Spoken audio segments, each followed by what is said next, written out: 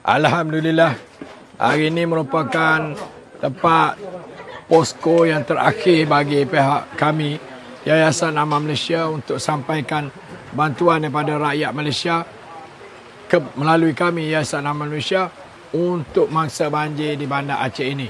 Dan kami terakhir kami berada di posko Berawan bersama dengan Pak Yusra, ketua desa di sini. Bapak ketua desa Pak Yusra, yang sekitar 250 buah rumah semuanya terkesan banjir. Ada yang tahu, ada nak, semua keseluruhannya sekali. Dan terima kasih pada rakyat Malaysia.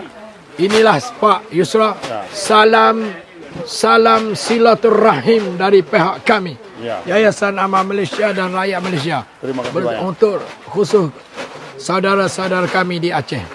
Kami doakan mudah-mudahan Bapak dan seluruh warga dapat menerima ini sebagai satu dengan penuh ketabahan.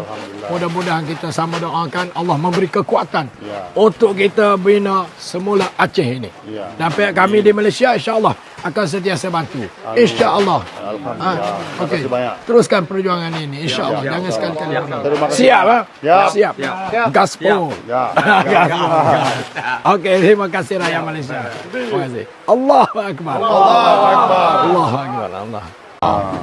Mungkin besok udah masak lagi. Dapur umum di sini. Oh, dapur umum.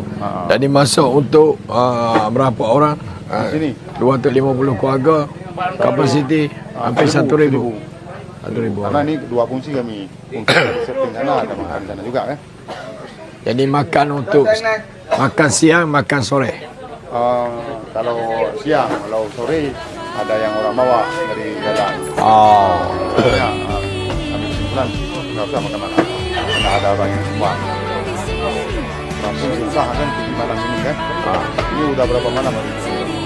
Melampu kawasan yang terlibat dalam ni yang paling teruk. Yang paling teruk sana. Kita sungai. Oh. Sungai sana.